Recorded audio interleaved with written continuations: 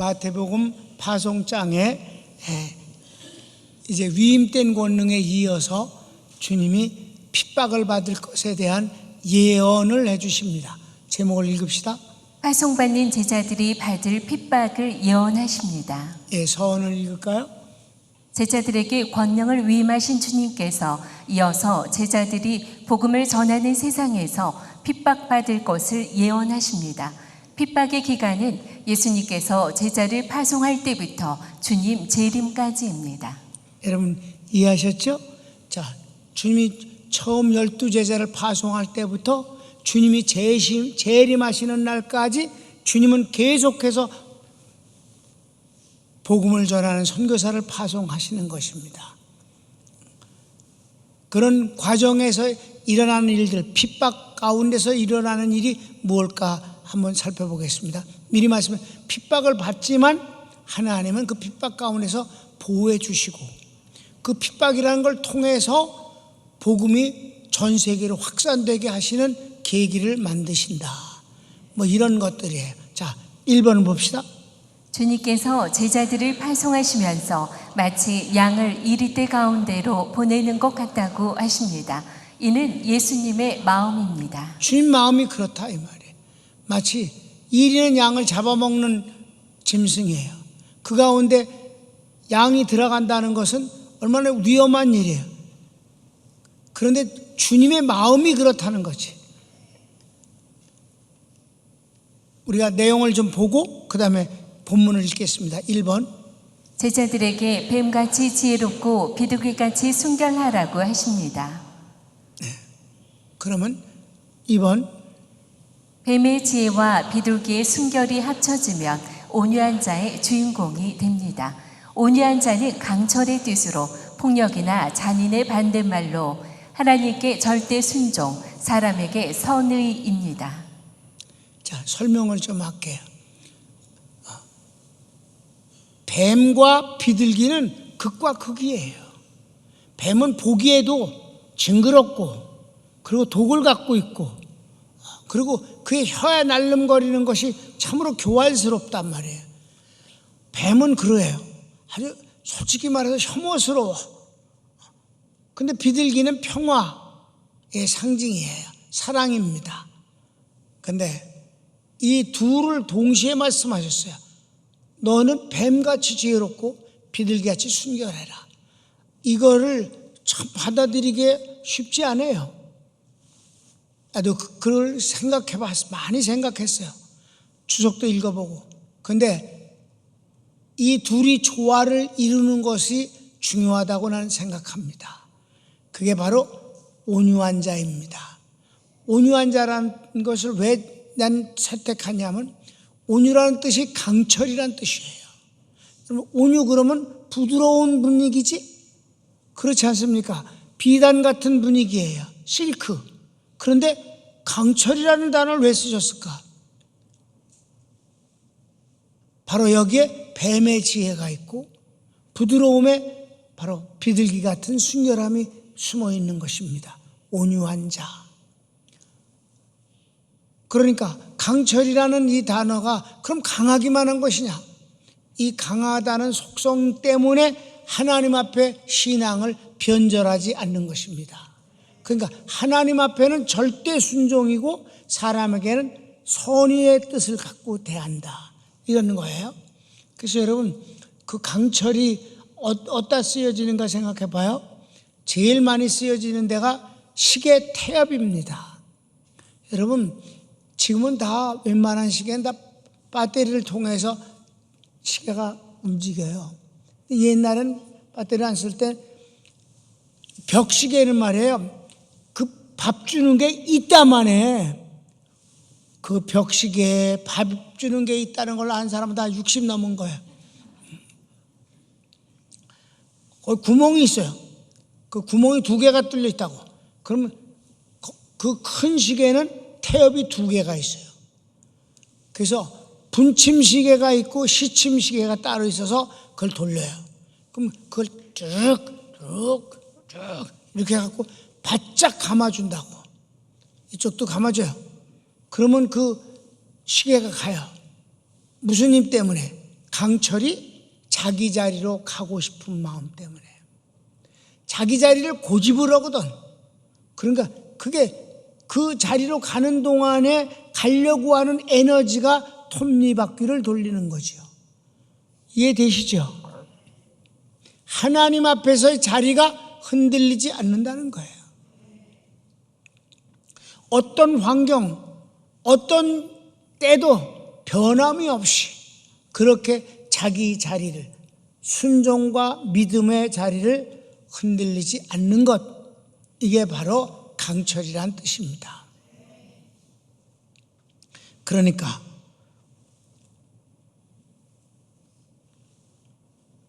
프라에이스라는 단어가 강철이란 뜻이라고. 그런데 여러분, 이것이 3번을 읽어보면 얼핏 성도가 온유의 분위기 때문에 약해 보이지만 결국 세상에서 악한 자의 강함을 이기게 됩니다. 세상이 악한 자의 강함은 깡패예요. 불법입니다. 협박입니다. 공갈입니다. 이런 것들은 마침내 가는 곳은 감옥뿐이 없어요. 온유한 자는 그 대신, 온유한 자는 어떻게 될까요? 마태복음 5장 5절에 보면 이게 복이라는 거예요. 시작. 온유한 자는 복이 있나니 그들이 땅을 기업으로 받을 것이며. 아멘. 땅은 여러 가지 의미예요. 마침내는 천국이며 이 땅에서도 부욕해 된다는 거예요. 평안하다는 거예요. 평강교회가 이 험악한 일들, 세계를 뒤흔들어 버리는 공포에 막 휩싸이게 만들었던 이 팬데믹, 중국에서 만들어진 이 바이러스에 의해서 전 세계에 퍼져진 이 무시무시한 상황에서 평강교회는 어떤 모습으로 살았을까요? 내가 이걸 아니까 우리는 온유한 자로서 이기겠습니다. 평강교회가 하나님을 소중하게 여기고 예배를 소중하게 여기니 하나님이 우리를 소중하게 여기셔서 6월의 복을 주셨다. 6월의 은총을 베풀어 주신 것이다. 이게 다른 것이다. 여러분, 내 설명이 이해가 됩니까? 하나님 앞에 그렇게 엎드려 기도했습니다. 하나님, 예배를 계속 드릴 것입니다. 제가 불이익을 당하거나 법적으로 어떤 것, 그것도 하나도 두렵지 않습니다만은 교인들이 부끄럽게 되거나 교인이 위축되어지는 일은 없어야 되겠습니다. 그러니 우린 예배를 드리고 하나님이 하실 일이 있습니다. 6월의 복을 주셔야 합니다. 그건 하나님뿐이 할 수가 없습니다. 사람이 어떻게 병을 막겠습니까? 하나님은 응답을 주셨지요. 이게 바로 전 세계 유일한 은혜입니다. 주님이 마지막 정리하신 응답이 너무 좋았어요. 특별한 게 아니라 소중한 것이니라. 그렇습니다. 우린 특별하게 아우성을 치고 반대하고 싸우지 않았습니다. 그냥 예배를 드렸을 뿐입니다. 소중한 예배를. 이게 온유한 자의 복이옵시다. 이해되셨으면 그게 아멘. 우리 하나님 앞에 박수 한번 하자.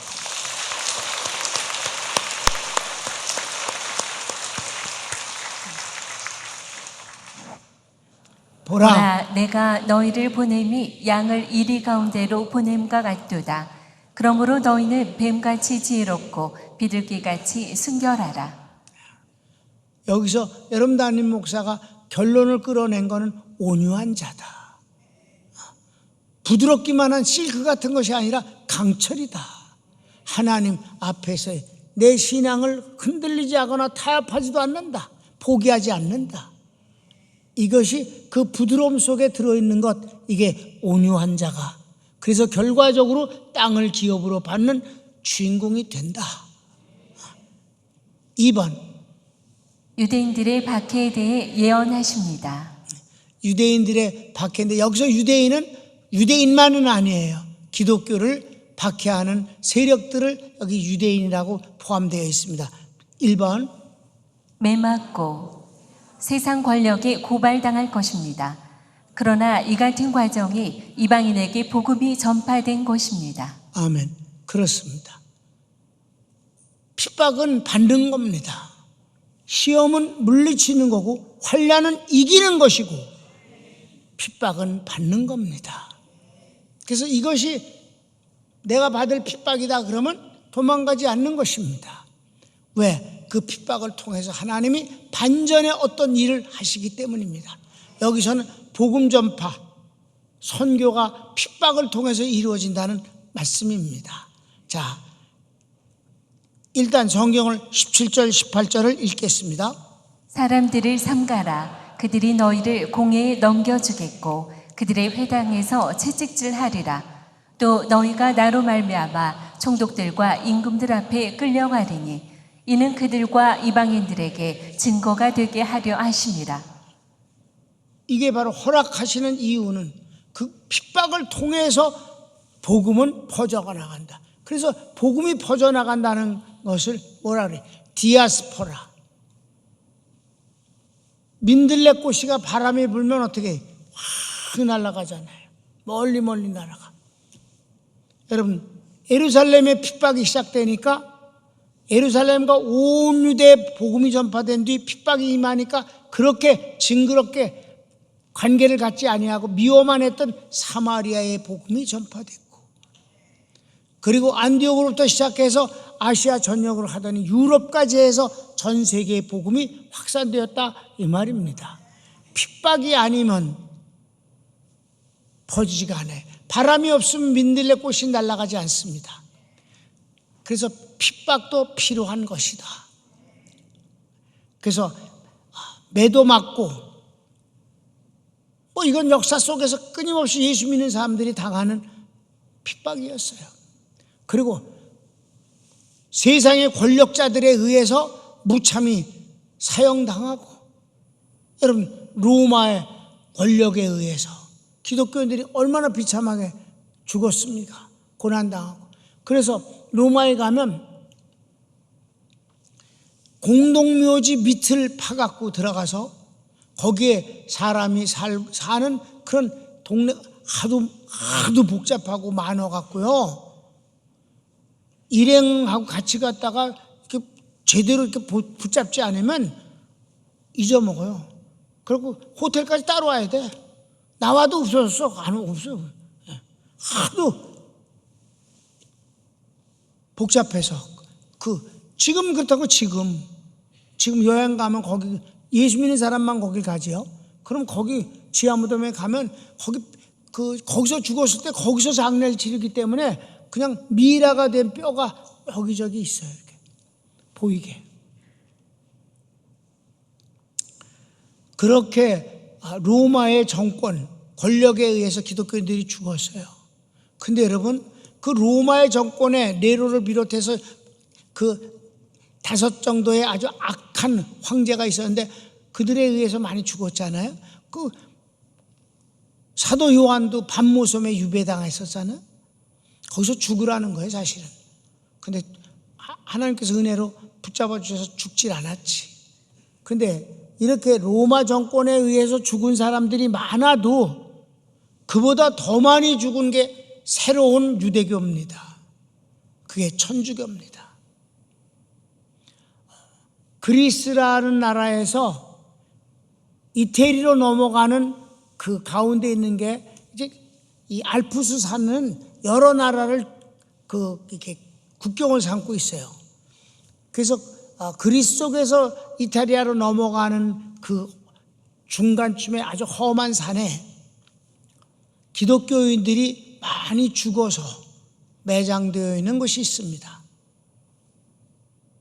거기에는 이제 조그마한 그 역사 어떤 그 박물관이랄까 크지 않아요. 작은 집입니다. 거기서 그걸 보는데 거기서 책도 사갖고 오고 그랬는데 거기서 얼마나 비참하게 기독교인들이 죽었는가. 그 천주교에 시달려서 도망와갖고 그 산속에서 살고 있을 때 그네들을 토벌하려고 천주교 쪽에서 동원되어진 군대가 이제 들이닥쳤을 때 아이들만 집에 있고 어른들은 먹고 살기 위해서 그 산속 들어가서 뭐 채취하고 그래야 돼요. 농사 짓고. 근데 뻔히 보여도 하도 계곡이 깊어서 목소리는 들리는데 따라가서 잡을 수가 없어요. 그러니까 어떻게 인지를 애들을 잡아갖고 낭떠러지게 해서 애 발목을 잡고 머리를 밑으로 해놓은 채 빨리 안 오면 떨어뜨린다. 오지 않으면 오면 죽이니까 애를 떨어뜨려 죽여버려요. 이런 잔인한 짓들을 했는데 그 숫자가 로마 황제들이 죽인 기독교인보다 훨씬 더 많다는 거죠. 이건 뭐예요? 새로운 유대교다. 그 이후에도 권력자들과 그리고 모든 사람들이 기독교인들을 많이 괴롭혔잖아요. 지금도 예수 믿으면 총살시켜버리는 이북이 있는가 하면 교회를 조직적으로 긴 30년의 작전을 벌려가서 중국으로부터 신실한 목사님들을 전부 선교사를 100% 쫓아낸 곳도 있고, 이슬람 쪽에서는 예수 믿는 사람 걸리면 목을 베 죽입니다. 그래서 한국의 청년 담당 목사님도 목이 잘려졌고, 그 청년들 선교하러 갔다 여인들이 윤간을 당했습니다. 지금도 여전히 핍박은 있는 것이다. 근데 사랑하는 여러분, 핍박만 있는 게 아니에요. 주님은 위임된 권능도 주셨고, 또 그 핍박 가운데에서도 하나님은 하나님의 선한 뜻 선교라는 일이 확산되게 하셨고, 야고보는 순교를 당했는데 베드로는 삼중으로 감금해서 그 다음날 목을 베 죽이려고 했는데 천사가 그를 끄집어내줬다, 이 말입니다. 핍박 가운데서도 여러 가지가 하나님의 손길과 섭리는 있다는 사실이죠. 시작. 박해당할 때 필요한 말을 성령님이 주신다고 하십니다. 그래, 이렇게 어려운 중에서도 복음은 비참하지 않게 하셨다. 사람은 고통을 당하고 죽어도 복음은 빛나게 하시는 것이 하나님의 역사다. 왜? 고생하고 끝나버리면 복음이 없어져 버리면 그 핍박이 무슨 의미가 있어? 복음이 빛나게 되어져야 선교가 아름답게 열매를 맺으니까 사람은 핍박받아도 복음은 구차하지 않게 하신다. 그게 바로 복음을 전하는 사람들에게 능력 있는 말씀을 선포하도록 해주셨다는 거잖아요. 자, 우리 19절 20절 읽을까? 너희를 넘겨줄 때에 어떻게 또는 무엇을 말할까 염려하지 말라. 그때 너희에게 할 말을 주시리니 말하는 이는 너희가 아니라 너희 속에서 말씀하시는 이 곧 너희 아버지의 성령이시니라. 성령님. 여러분, 베드로가 말씀을 전할 때뿐만 아니라 잡혀서 재판받을 때 아주 너무 멋지게 말을 전하니까 오히려 신문하는 사람들, 재판하는 사람들이 본래 학문 없는 별것도 아닌 자인 줄 알고 공개 재판을 했다가 꼼짝도 못하고 졌다, 이 말이에요. 첫 번째 순교를 당하지만 순교 당하기 전에 외치는 스데반의 설교는 명설교였다, 이 말입니다. 아무도 대꾸할 수가 없어서 그들이 오히려 분노가서 몸을 부르부르 떨고, 왜 할 말이 없으니까, 스데반의 말이 다 옳으니까. 그러니까 약 올라갖고 돌로 때려 죽였다, 이 말입니다. 그럼 스데반의 순교는 망했는가? 아니죠. 예수님이 하나님 보좌 우편에 서서 스데반을 맞이할 준비를 하고 계시더라, 이 말이에요. 그러니까 핍박이 곧 망하는 건 아니다. 4번. 주님 재림하실 때 세상의 악함과 성교. 이제 그게 쭉 수천 년에 걸쳐 2000년이 넘게 지속되어지는 가운데서 주님이 재림을 앞두고는 정말 세상이 더 악해진다는 거죠. 물론 처음부터 인간은 악했어요. 아담 하와의 자식이. 여러분 어땠어요? 형이 동생을 돌로 패 죽였잖아. 이게 첫 번째 살인사건 아닙니까, 여러분? 그것도 형제를 죽였단 말이에요. 그러니까 그 얘기는 아주 너무 유명하고 끔찍한 얘기라 성경에서 계속 나오는 얘기인데, 이런 것이 일반화돼 버리는 악한 세대가 되어진다는 거죠. 그때는 예수 믿는다고 하는 사람들 가운데서도 믿음을 찾기가 어렵다고 주님 그랬어요. 가짜 믿음이에요. 자, 1번 세상의 죄악이 만연합니다. 21절 어떤가 봅시다. 장차 형제가 형제를, 아버지가 자식을 죽는 데 내주며 자식들이 부모를 대적하여 죽게 하리라. 여러분, 다른 사람을 죽이는 것은 뭐 항상 있는 일이에요, 살인죄는. 그런데 가족을 죽이는 것은 최고의 패륜이다 이 말이에요. 특별히 부모가 자식을 죽게 하고 자식이 부모를 죽이는 일이 비일비재하게 일어나는 것은 이건 끔찍스러운 세상입니다. 이게 바로 주님의 재림에 바로 때 일어나는 일들이 아닙니까? 2번 복음 전하는 사람에게 박해가 더욱 심해집니다. 지혜롭게 대처하고 끝까지 견디어야 합니다. 여러분, 여기서 그 핍박이 심할 때 복음을 전하는 사람은 어떻게 해야 되느냐? 비굴하게 굴복하는 것도 아니고 또 숨어 있는 것도 아니고 복음을 계속 전하되 만용을 부려서 싸우는 것도 아니다. 피할 때는 피하는 것이고 순결당할 때는 당하는 것이다. 아멘. 이것을 때를 알게 하는 이는 이 성령님이 역사하시는 거예요. 아주 중요한 거예요. 믿습니까? 여기 지혜가 필요한 거예요. 그래서 예수님도 피할 땐 피하셨고 또 베드로도 그렇고 바울도 그랬습니다. 한번 성경을 좀 보겠습니다. 간단하게만 보겠습니다. 시작. 예수께서 그들 가운데로 지나서 가시니라. 이 지나서 가실 때 피해서 가시는데 잡지 못했어요. 예수님을 막 심하게 하려고 그럴 때 돌을 던져 주님을 때리려고 했을 때 그 다음 베드로는 어땠을까? 베드로가 그들에게 손짓하여 조용하게 하고 주께서 자기를 이끌어 옥에서 나오게 하던 일을 말하고 또 야고보와 형제들에게 이 말을 전하라 하고 떠나 다른 곳으로 가니라. 피해 갔어요. 이건 헤롯이 죽이려고 그랬거든. 다윗을. 그래갖고 야고보를 목을 베어 죽이고 나니까 사람들이 너무 좋아하는 거야, 유대인들이. 그렇게도 좋으니? 대장 죽여줄게. 그리고 베드로를 잡아서 옥에다 가둬놓았어요. 삼겹으로 지켰는데 천사가 그를 이끌어냈습니다. 이끌어내니까 만용을 부리지 않았다. 피해서 숨었다. 때가 아니니까. 아멘. 근데 그래서 그럼 야고보는 죽었으니까 복을 못 받고 베드로는 복을 받았는가? 그렇지는 않다 이 말이에요. 이러나 저러나 주님을 위한 것이면 다 아름다운 것이다. 다만 이렇고 저런 것이 성령님의 인도하심 속에서 분별하는 건 중요하다.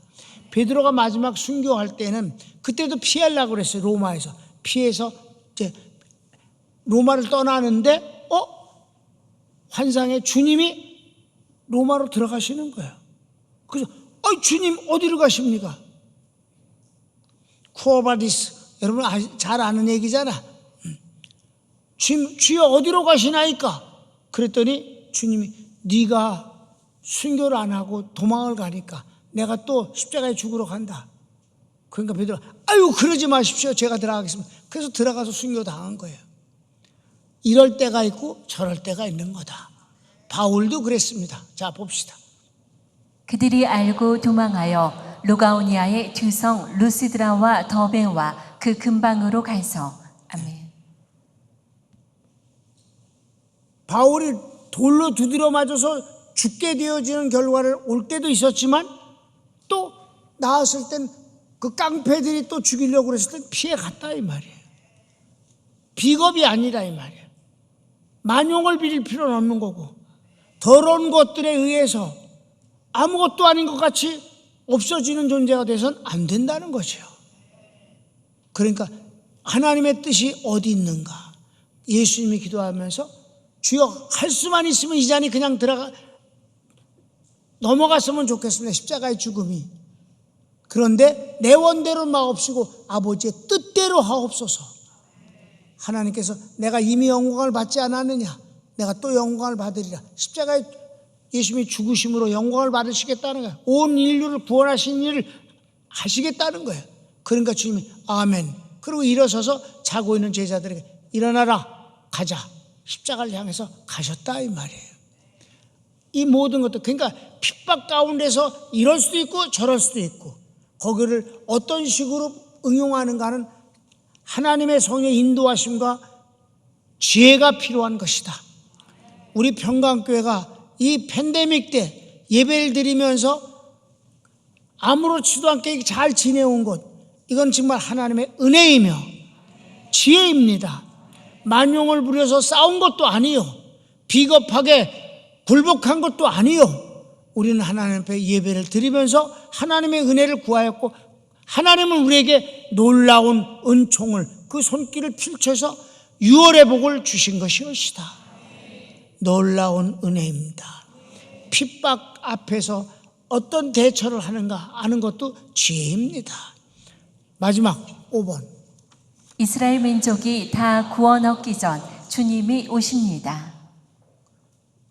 이거는 마지막 23절의 하반절에만 있는 말이에요. 그런데 이게 아주 큰 대목이라 큰 대목으로 다 딱 내가 따로 놓은 거예요. 주석 같은 데서도 이거를 해석하지 못해서 이런 설도 이런 설도 막 5개 설을 쫙 나열만 해놓습니다. 어떤 주석하는 자가 이거다라고 말하지도 않습니다. 그냥 나열만 합니다. 잡다한 소리입니다. 그런데 웃기는 거는 이것이 주님의 재림 때 종말 때 일은 아니다 라고 말하는데, 그게 바로 종말 때 있는 일이에요. 이건 예수님이 12명을 파송할 때부터 서론에 뭐라 했어요? 주님이 재림하실 때까지 이 복음을 전하는 가운데서 오는 핍박에 관해서 말씀을 주시는 거예요. 아멘. 그런데 뭐라고 했는가? 성경 23절을 전부 다 읽을까? 시작. 내가 진실로 너희에게 이르노니 이스라엘의 모든 동네를 다 다니지 못하여서 인자가 오리라. 이게 도대체 무슨 말인가? 이스라엘의 동네라는 것은 손바닥만큼 작은데 온 세계에 복음을 전파될 텐데, 왜 그 이스라엘 손바닥만한데 다 그네들이 복음을 전하지 못했을까? 유대인들이 안 믿으니까. 지금도 안 믿고 있지 않는가? 이스라엘이 하나님의 섭니다. 아멘. 영생을 주시기로 작정한 자들은 다 믿었는데 유대인들은 믿지 않지 않는가? 이들은 언제 주님이 공중재림하시고 우리를 다 휴거시킨 이후에 지상에서 일어나는 어마어마한 7년 대환란을 통해서 이스라엘 민족은 그때 구원하시는 섭니다. 그래서 여기 본문에 나온 게 이게 너무 정확한 말씀이다 이 말이에요. 너희가 이스라엘 동네를 다 다니지 전에 인자가 오리라. 손을 모읍시다. 여러분, 난 이 23절 하반절의 이 복음을 인하여서 참 너무 마음이 기뻤습니다. 이걸 깨닫게 해주시는 주님 감사합니다. 우리 교인들이 이걸 다 알고 있습니다. 복음의 사람, 성령의 사람이 되게 하심을 감사합니다. 사랑하는 여러분, 우리가 이 땅에 살아가면요, 이런 일도 있고 저런 일도 있을 수 있는 거예요. 내가 원하는 일만 축복이라고 여기지 마십시오. 이럴 수도 있고 저럴 수도 있고, 오히려 어려운 일이 있기 때문에 반전이란 복이 있는 것입니다. 다 같이 주여 한번 부르기도 할까요? 주여, 사랑하는 주님 감사합니다.